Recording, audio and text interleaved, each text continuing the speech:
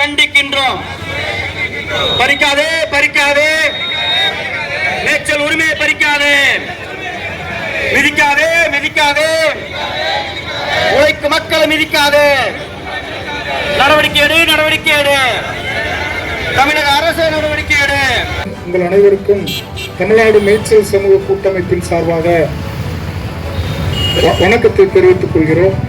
கடந்த 9ஆம் தேதி கள்ளக்குறிச்சி மாவட்டம் செம்பியான் மாதேவி கிராமத்தில் கிட்டத்தட்ட பல்லாயிரக்கணக்கான ஆண்டுகளாக மேய்ச்சலை தங்களுடைய வாழ்வாதாரமாக கொண்டிருக்கக்கூடிய அந்த மக்கள் மீது வனத்துறை அதிகாரிகள் சட்டவிரோதமாக ஒரு அத்துமீறலை நடத்தி இருக்கிறார்கள். அவர்களுடைய வாழ்வாதாரத்தை பறித்திருக்கிறார்கள்.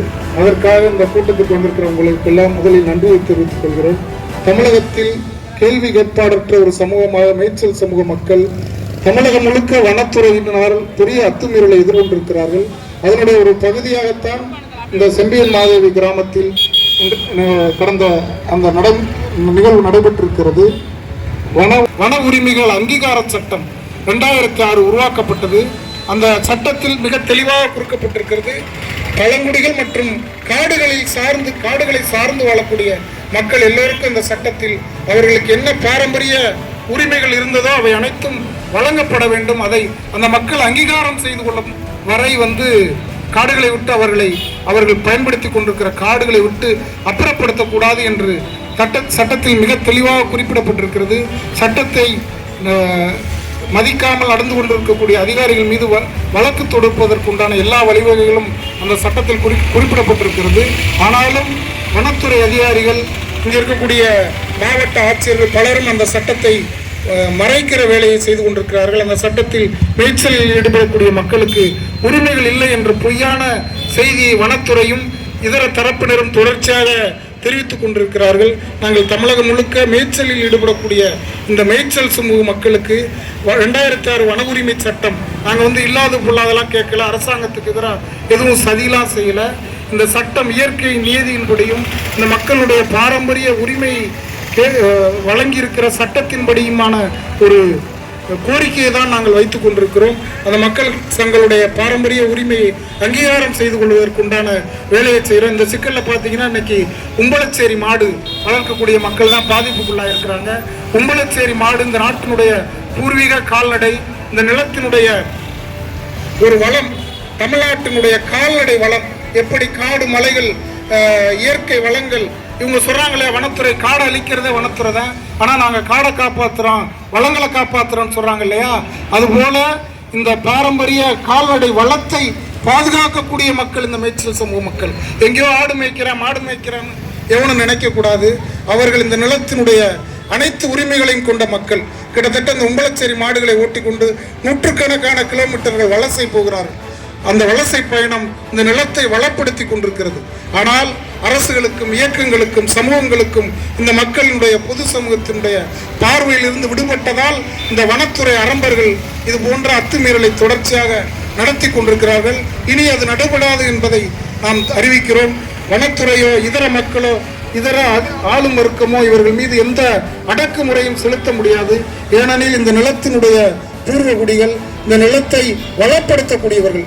இந்த இவ்வளவு பெரிய டெல்டாவில் விவசாயம் நடைபெறுகிறது என்றால் ராமநாதபுரம், சிவகங்கையில் இருந்தும் இந்த பகுதியில் இருந்தும் ஏனைய தமிழகத்தின் பல்வேறு பகுதியிலும் இருந்து ஆடு மாடுகளை மேய்த்து கொண்டு வேளாண்மைக்கு உதவியாக இருக்கக்கூடிய வேளாண் சமூகத்தோடு பின்னி பிணைந்த ஒரு வாழ்க்கை முறையை கொண்டிருக்கிற இந்த மேய்ச்சல் சமூகத்தினுடைய உதவி இல்லாமல் இங்கு எதுவும் நடக்காது. இன்றும் பல தோழர் குறிப்பிட்டது போல வருகிற 2026ஆம் ஆண்டு உலக மேய்ச்சல் சமூகம் மற்றும் மேய்ச்சல் நில பாதுகாப்பு என்று ஐநா மன்றம் அறிவித்திருக்கிறது. அதனுடைய தொடர்ச்சியாக உலகம் முழுக்க மேய்ச்சலில் ஈடுபடக்கூடிய மக்கள் விழிப்புணர்வு பெற்று வருகிறார்கள்.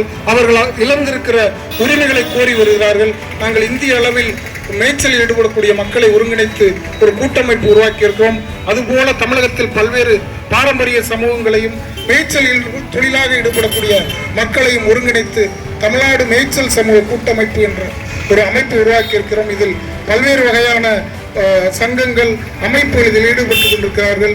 தமிழகம் முழுக்க இருக்கிற விவசாய சங்கங்கள், இடதுசாரி அமைப்புகள், ஜனநாயக சங்கங்கள் எல்லோரையும் இந்த மக்களுடைய பக்கம், கோரிக்கையின் பக்கம் திரட்டி கொண்டிருக்கிறோம். வனத்துறை அந்த அந்த வனத்துறை அதிகாரி பன்னீர்செல்வமா அவர் பேசும்போது கூட சொல்றாரு, மாடு மேய்க்கிறவனுக்கே மாட்டு புத்தின்னு, காட்டில் தெரிகிற உனக்கு என்ன புத்தி இருக்குது, உனக்கு காட்டில் என்ன அதிகாரம் இருக்கோ அதை விட 100 மடங்கு கூடுதலான அதிகாரம் வனத்தை காலங்காலமாக பாதுகாத்துக் கொண்டிருக்கிற இந்த மேய்ச்சல் சமூக மக்களுக்கு இருக்கிறது. வனத்துறையினுடைய அத்துமீறல் இனியும் நடக்கக்கூடாது. இந்த கள்ளக்குறிச்சி கடந்த 9/12/2024 அன்று கள்ளக்குறிச்சி மாவட்டத்தில் இருக்கக்கூடிய செம்பியன் மாதேவி பகுதி, அங்க வந்து மேய்ச்சல் உம்பளச்சேரி மாடு வளர்க்கக்கூடிய மேய்ச்சல் சமூகத்தினர் மீது அவர்கள் பயன்படுத்துகின்ற அந்த நிலங்களின் மீது வனத்துறை அதிகாரிகள் அத்துமீறி தாக்குதல் நடத்தி இருக்கிறாங்க. என்னன்னு சொல்லி தாக்குதல் நடத்தி இருக்கிறாங்க, நீங்களா மாட்டுக்கார பயலுங்க, உங்களுக்கு நாட்டு மூளை தான் இருக்கும் அப்படின்னு. அப்ப நீ காலையில டீ குடிக்கிற, பால் குடிக்கிற, அப்புறம் வார நாட்கள்ல உனக்கு கறி சாப்பிடுற, அப்ப உனக்கு அதெல்லாம் அப்பெல்லாம் உனக்கு மாட்டுக்காரனோட தேவை உனக்கு இருக்காது. உனக்கு திட்டம் போது உனக்கு வந்து மாட்டுக்காரன் உனக்கு தேவைப்படுறான் அப்படின்னா நீ வனத்துறையா இல்ல நீ என்ன துறை? ஒரு வனம் என்பது அந்த அந்த மக்கள், அந்த வெறும் காடு மிருகம் மட்டும் கிடையாது, அங்க இருக்கக்கூடிய மக்கள், அங்க இருக்கக்கூடிய பழங்குடியினர் மக்கள், அங்க இருக்கக்கூடிய மேய்ச்சல் சமூக மக்கள் எல்லாம் சேர்ந்ததுதான் வனம். எல்லாத்துக்கும் தான் நீ இருக்கிற. ஆனா நீ என்ன பண்ற, மக்கள் மீது வழக்கு போடுற. என்ன வழக்கு? மாடு மேய்க்கிற. அப்ப மாடை வந்து வனத்துல மேய்க்காம எங்க மேய்க்க முடியும்? வனத்துறை அதிகாரி பன்னீர்செல்வம் சொல்றாரு, உங்க மேல நாங்க வழக்கு போடுவோம். போட்டுட்டாங்க. இங்க இருக்கக்கூடிய எதிர்த்து கேள்வி கேட்டவர்கள் மீது வழக்கு போட்டிருக்கிறாங்க. இதே மாதிரி பல வழக்குகள் அந்த பகுதி மக்கள் மீது, செம்பியன் மாதேவி சுற்றி இருக்கக்கூடிய பல பட்டிக்காரர்கள் மீது தெரியாம 30க்கும் மேற்பட்ட வழக்குகள் போட்டிருக்கிறாங்க. ஏன் போட்ட நீ வன உரிமை சட்டம் 2006 வந்ததுக்கு அப்புறம் வனம் அப்படிங்கிறது வந்து வனத்துறைக்கு மட்டும் கிடையாது, வனம் சார்ந்தவர்களுக்கும் வனத்தில் இருப்பவர்களுக்குமான உரிமையா வந்து வனத்தை கொடுத்துட்டான். நீ என்ன பண்ற, வனத்துறைகள்ல எங்களுக்கு மட்டும்தான் உரிமை, இருக்கக்கூடிய எல்லா அதிகாரமும் எங்களுக்கு தான் சொல்லிட்டு மக்களை மீண்டும் மீண்டும் வந்து அவர்களுக்கு, படிக்காத மக்கள், பாமர மக்கள் மீது உங்க அதிகாரத்தை செலுத்துற. அப்படின்னா வந்து வனத்துறை அதிகாரிகள் வந்து யாருக்காக இருக்கிறாங்க, எதை பாதுகாக்க இருக்கிறாங்க கேட்டா, நாங்க தைல மரம் வளர்க்குறோம், காட்டுக்கும் தைல மரத்துக்கும் என்ன சம்பந்தம் அப்படிங்கிறதான் கேள்வி. 2012 இருக்கக்கூடிய அந்த தமிழ்நாடு அரசோட ஒரு முக்கியமான ஒரு அரசாணையில கொடுத்திருக்கிறாங்க, தைல மரம் அப்படிங்கிறது வந்து வளர்க்கக்கூடாது அப்படின்னு. நீயே வந்து சட்டத்துக்கு எதிராக செயல்படுற, மக்களை வந்து சட்டமே இல்லைன்னாலும் மக்கள் மீது வந்து பொய் புகார் கொடுக்குற, இந்த மாதிரியான விஷயங்களை வந்து தொடர்ச்சியா இந்த பகுதிகள் மட்டும் கிடையாது, எல்லா தமிழ்நாட்டில் இருக்கக்கூடிய எல்லா வனத்துறை அதிகாரிகள் மக்கள் மீது, பாமர மக்கள் மீது, மேய்ச்சல்காரர்கள் மீது, கிடையாடு மாடு போடுறவங்க பட்டிக்காரர்கள் மீது போட்டு உங்களோட அதிகாரத்தை நீங்க காட்டுறீங்க அப்படின்னா, அப்போ இந்த அதிகாரமும் நீ படிச்சு வந்ததற்கான, எதுக்கு நீ படிச்சு இந்த அதிகாரத்தை நீ வந்திருக்கன்னு கேள்வி கேட்க முடியுது. எருசாணத்தை ஒரு 5 லட்சம் மதிப்புள்ள எருசாணம், அந்த மக்களோட உழைப்பே வந்து அந்த காலையில வெள்ளனோ 2 மணிக்கு போய் அவ்வளவு எருவையும் கூட்டி இது பெருக்கிட்டு மறுபடியும் பட்டிக்கு அனுப்பிச்சுட்டு அவங்க ஓய்வு எடுத்துட்டு அவங்களோட உழைப்பே அந்த எருசாணம் தான்.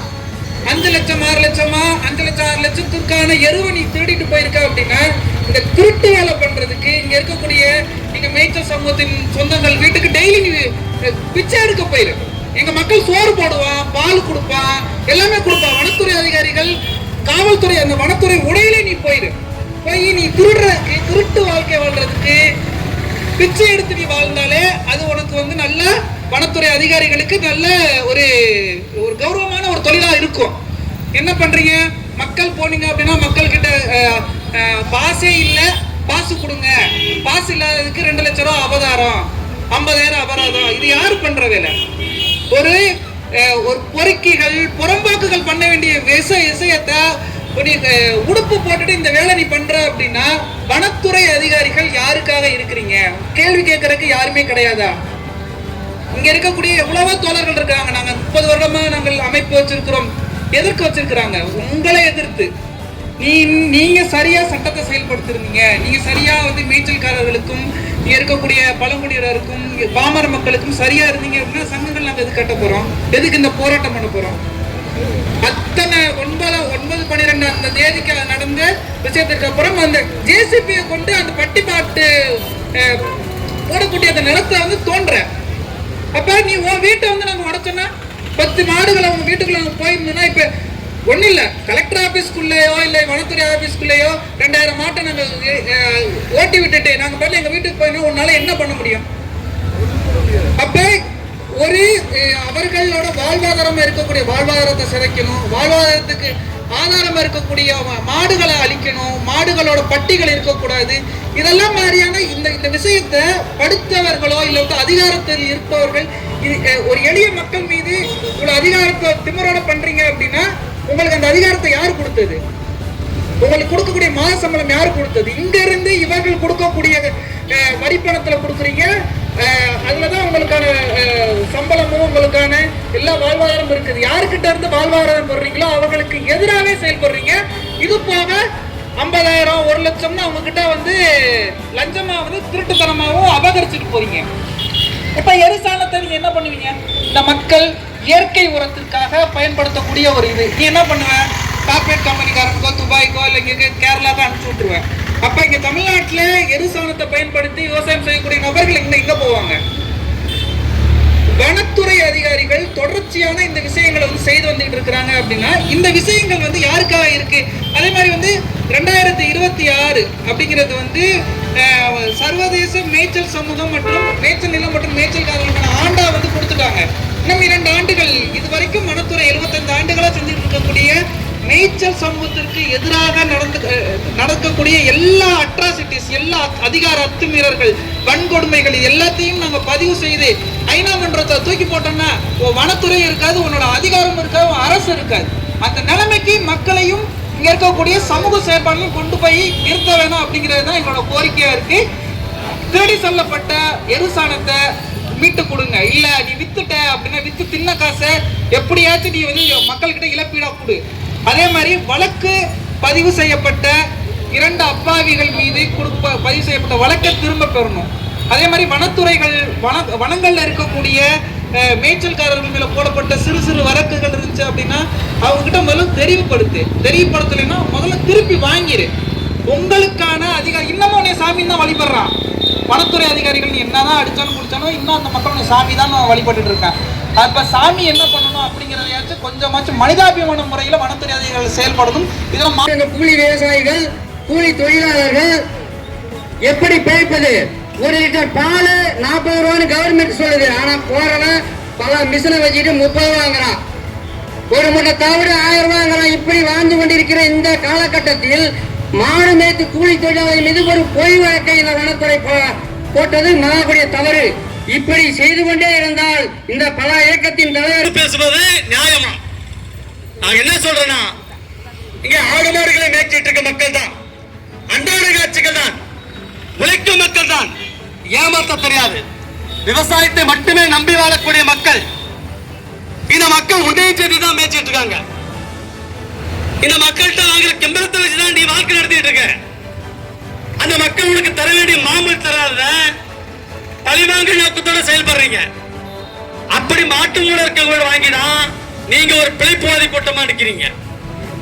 அப்ப உங்களையும் சேர்த்து தான் மாடோட சேர்த்து மேய்க்கிற அந்த மாடு மேய்க்கிற மேய்ச்சல் கூட்டம் சேர்ந்த அந்த பாதிக்கப்பட்ட மக்கள். அப்ப இதுல யாரு அறிவாளி? மக்களை இழிவுபடுத்துவது, கல்வி அறிவு ஆற்றல் குறைந்த மக்களை இழிவுபடுத்துவது, உழைக்கும் மக்கள் மீது பல்வேறு வழக்குகளை கொடுப்பது என்ன சட்டம்? அநீதிக்கு எதிரான மக்கள் தன் மீது போடப்பட்ட வழக்குகளை, அநீதியாக போடப்பட்ட பொய் வழக்குகளை சமாளிப்பாங்களா? இல்ல உழைக்கும் மக்கள் தங்களுடைய வாழ்வாதாரத்தை தக்க வைப்பார்களா? தொடர்ச்சியாக வனத்துறை அராஜகம். செம்பியன் நதியில் மட்டுமல்ல, வனத்துறை மலை சார்ந்த மக்கள், பழங்குடி மக்கள், வனப்பகுதி சார்ந்து வாழ்வாதாரமாக கொண்ட மக்கள் மீது அதிகார அத்துமீறலை அராஜகமாக நடத்துவது. இங்க இருக்கக்கூடிய மக்கள் மீது வாழ்வாதார உரிமை இருக்கு, ஜனநாயக உரிமை இருக்கு. அங்க இருக்கக்கூடிய மாட்டு சாணத்தெல்லாம் அள்ளி போட்டு போறீங்க. வெக்கமா இல்ல? உங்களுக்கு எதை கிடைக்குதோ அதை அள்ளி போயிடுவீங்க. உங்களுக்கான மாமூல் தரணும். இங்க வன உரிமை சட்டம் இருக்கு. வன உரிமை சட்டத்தை 2006 படி மேய்ச்சல் உரிமை இருக்கு. இந்த மேய்ச்சல் உரிமை தடுப்பதற்கு நீ யாரு? அதுல ஒரு வனத்துறை அதிகாரி சொல்றாரு, இங்க இருந்து எல்லாம் காலி பண்ணுங்க, இது ஏன் காடு, ஏன் சொத்துங்கிறாரு. நாங்க என்ன கேட்கிறோம்? உங்க அப்போட சொத்தாது? உன் தாத்தா மூடு சொட்டாது. நீ சொல்வதற்கு யார்? எனக்கு குடியுரிமை இருக்கு, ஜனநாயக உரிமை இருக்கு, எனக்கான வாழ்வாதார உரிமை இருக்கு. என்னுடைய வாழ்வாதார உரிமையை பறிக்கிற இந்த சட்டத்துக்கு புறம்பா 2006 வன உரிமை சட்டத்துக்கு எதிராக நடக்கிற இதுக்கு நீ யார்? வனங்களை பாதுகாப்பதற்கான ஆள்தான் நீ. வன உரிமை சட்டத்தை அமல்படுத்த வேண்டும். இங்க இருக்கக்கூடிய வனத்தில் இருக்கக்கூடிய வனம் சார்ந்த மக்கள், விவசாய மக்கள், விவசாயத்தை மட்டுமே நம்பி வாழக்கூடிய மக்கள், இவர்கள் வாழ்வாதாரத்தை பறிச்சுட்டு இதே கல்வாய் மலையில பழங்குடி மக்கள், காலங்காலமா இருக்கக்கூடிய பழங்குடி மக்களை கொஞ்சம் கொஞ்சமா வெளியேற்றிட்டு இருக்கிறீங்க, சூழ்ச்சி செய்து வெளியேற்றிட்டு இருக்கீங்க. பழங்குடி மக்களுடைய விவசாய விளைநிலங்களை அபகரிச்சுட்டு காப்பு காடுங்கிற பேர்ல அங்க இருக்க மக்களை விவசாயம் செய்ய விடாம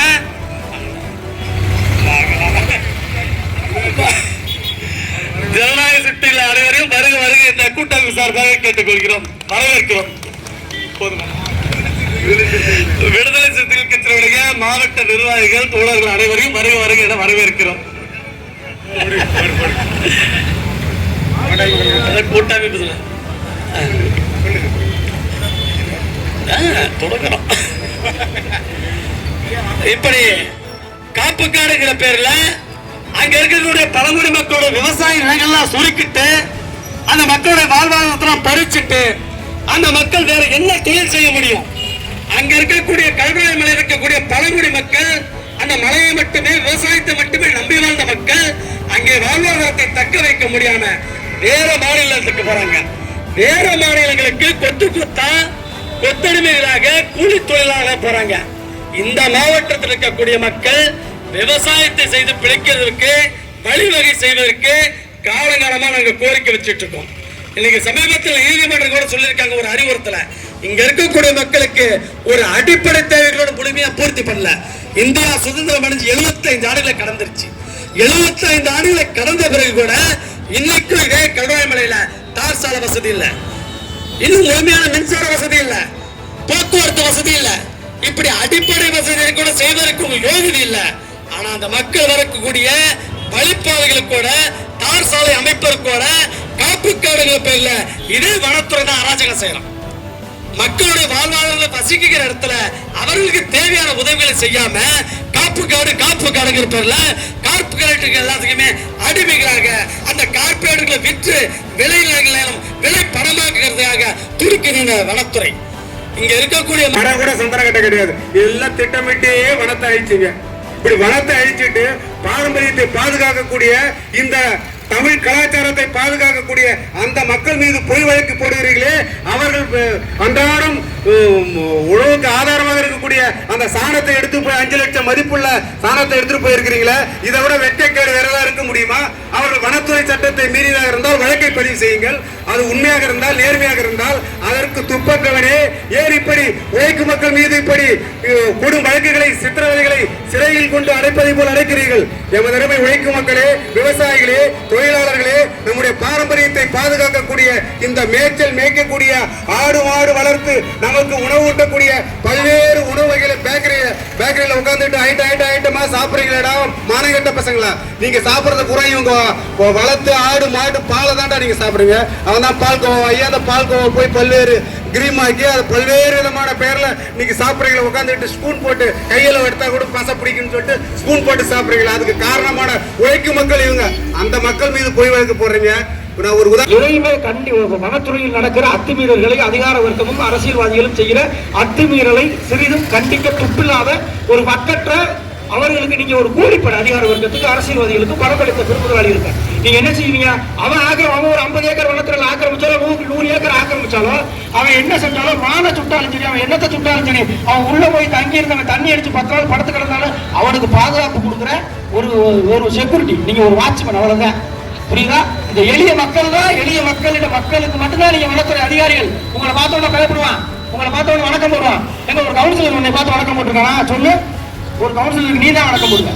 ஏன்னா அதிகார வர்க்கத்தில் மட்டுமே கூடி குறுகி நின்று வலியவர்கள் எளிய மக்களை ஏறி மேய்கிற வலிமையானவர்களிடம் கூடி குறுகிற இந்த அதிகார வர்க்கத்தில் இருப்பவர்கள் கொஞ்சமாச்சும் மனசாட்சியோடு செயல்படுங்க. அதே மாதிரி இந்த மக்களை அடிக்கும் போது அன்னைக்கு 5 பேர் அடிச்சிருக்கீங்க. 5 பேரை அடிக்கும் போது எல்லாருமே என்ன பண்ணிருக்கீங்க, இந்த பேஜ் அந்த பெயர் பலகை இருக்குன்னு அந்த சட்டையில அதை மறைச்சுக்கிட்டு அடிச்சிருக்கீங்க. இதெல்லாம் ரொம்ப கேவலமா இல்ல, இழிவா இல்ல? நீங்க அதிகாரம் எது? வனத்துறை வனத்தை பாதுகாக்கத்தானே, அங்கே உள்ள வன உயிரினங்களை பாதுகாக்கத்தானே, ஆடு மாடுகளை பாதுகாக்கத்தானே. நீங்க என்ன ஒரு கையில கொம்போட நிக்கிறீங்க, ரவுடியில நீங்க?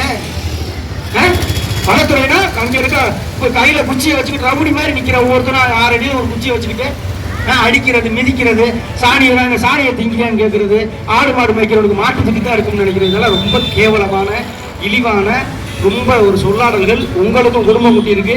நான் இறுதியா தமிழக ஆளுமை கட்சியின் சார்பாக நான் ஒரு விஷயம் ஒண்ணு சொல்லிக்கிறேன். ஏன்னா இதை சொல்ல வேண்டிய கடமை எங்களுக்கு இருக்கிறது. இப்ப இதற்கான வேலை இந்த மக்கள் பாதிக்கப்பட்டு இப்பதான் முதல்ல இந்த களத்துக்கு வந்திருக்காங்க, எங்களை அடிச்சிட்டாங்க அப்படின்னு.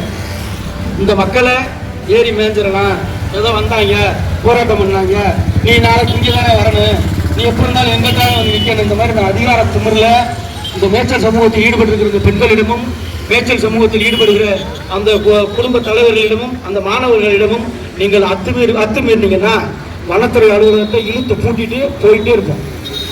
இது சத்தியமா நடந்துடும். ரொம்ப நேரம் ஆகாது. வனத்துறை நாங்கள் கூட்டோம்னா உங்களுக்கு உடைக்க ரொம்ப நேரம் ஆகாது. டெய்லி கூட்டுவோம், நீ டெய்லி உடைக்கணும். அதனால தயவு செய்து எங்களை அந்த சூழலுக்கு அதிகார வர்க்கமும் வனத்துறையின் தலையிட எங்களை தள்ளாதீங்க. ஏற்கனவே இந்த மாவட்ட ஆட்சியர் இங்கே வந்து ஆளுங்கட்சியோட அவங்க ஆளுங்கட்சி இங்கே இருக்கிற பிரதிநிதிகளோட கூட்டு போட்டு இங்கே கொள்ளையடிச்சு தின்னதான வரலாறு இருக்குது. இங்கே வந்து வர்ற மாவட்ட ஆட்சியர் இங்கே மட்டும் இல்லை, எல்லா பகுதியிலுமே அதிகார வர்க்கம் வரவும் சொத்து வாங்கி கூட்டு வந்து தான் இருக்கிறான். இப்போ இருக்கிற புதுசாக வந்திருக்க மாவட்ட ஆட்சியர் அவர்கள் அவங்க நல்லவர்னு சொல்லி கேள்விப்பட்டால் அவங்கள்ட்ட மனு கொடுக்க போகிறோம். அதனால எனக்கு இந்த வாய்ப்பை தந்து மேய்ச்சல் சமூக கூட்டமைப்பிற்கும் இந்த நிகழ்ச்சியில் கலந்து கொண்டு வந்த மக்களுக்கும் நன்றி. குறிப்பாக அந்த மேய்ச்சல் சமூக மக்களுக்கு ஒரு விஷயத்தை சொல்லிக்கிறேன். நீங்கள் பாதிக்கப்பட்ட மக்கள் நீங்கள் பெருவாரியாக இருக்கீங்க. கிட்டத்தட்ட சொல்ல போனால் எப்படி பார்த்தா நீங்கள் கள்ளக்குறிச்சி மாவட்டத்தில் குறைஞ்சபட்சம் அனைத்து கிராமங்களுக்கும் நீங்கள் வந்தீங்கன்னா அனைத்து சமூக மக்களுமே இருக்கிறீங்க. இதில் இந்த சாதிக்கு சொந்தமானது, இந்த சாதி தான் ஆடு மேய்க்குது, அந்த சாதி தான் ஆடு மேய்க்கலாம் கிடையாது. ஆடு மாடு எல்லா சமூகம் வச்சிருக்கு. சில சமூகங்கள் பெரும்பான்மையா வச்சிருந்தா கூட எல்லா சமூக மக்களும் நீங்க ஒத்துமையா இருந்தாதான் இந்த அதிகார வர்க்கத்தை வெல்ல முடியும். உங்களை கண்டு பயப்படுவான். நீங்க 500 பேர் 1000 பேர் வந்து நின்றீங்கன்னா உங்க மேல குச்சியை ஓங்க இந்த அதிகார வர்க்கம் பயப்படும். அதனால உங்க மக்கள்கிட்ட நீங்க சொல்லி அணிதிரண்டு வாங்க. எதா இருந்தாலும் எப்போதும் தமிழக ஆளுநர் கட்சி உங்களுக்கு தோல் கொடுத்து துணை கொடுக்கின்ற ஒரு வாய்ப்பிற்கு நன்றி பாராட்டி விடுவதில் நன்றி வணக்கம். அந்த ஃபாரஸ்ட் ஆபீசர் ஒரே ஒரு வார்த்தை சொல்லி இருக்கிறார், தீயினால் சுட்ட புண் உள்ளாரும் ஆறாது, நாவினால் சுட்ட வடு. அந்த முட்டாப்பைய சொல்லியிருக்கான், மாடு வைக்கிறவனுக்கு மாட்டு முறை இருக்கணும். இந்த முட்டாப்பைய காலையில எந்திரிச்சு காப்பி குடிப்பான மாடுல எங்கிருந்து பால் வருவாங்க. அது எவ்வளவு ஒரு கீழ்த்தரமான பேச்சு. ஒரு படிச்சவன் பண்பானவர், அவருடைய வார்த்தை எவ்வளவு மோசமான வார்த்தை. இந்த வார்த்தைக்கு அவர் மீது மாவட்ட நிர்வாகம் வழக்கு பதிவு செய்து அவரை இடைக்கால பணி நீக்கம் செய்து சிறையில் அடைக்க வேண்டும் என்பதுதான் ஆடுவளப்பூர் சங்கத்தினுடைய முதல் கோரிக்கை. இரண்டாவது கோரிக்கை, மாவட்ட ஆட்சித்தலைவர் அவர்களுக்கு நான் ஆணைத்தரமாக சொல்லினேன், ஒரு மனிதன் தப்பு செய்தால் அவன் மீது வழக்கு தொடு. அது தவறு இல்லை, அது சட்டம் இருக்கு, கோர்ட் இருக்கு, வேற எது சட்டம் கோர்ட்லாம். ஒருத்தர் தப்பு பண்ணாலும் அவங்களே கேச போடு. அதை விட்டுட்டு அவனுடைய வாழ்வாதாரமாகிய அவனுடைய பொருளை திருடி சென்றது எந்த வகையில் நியாயம்?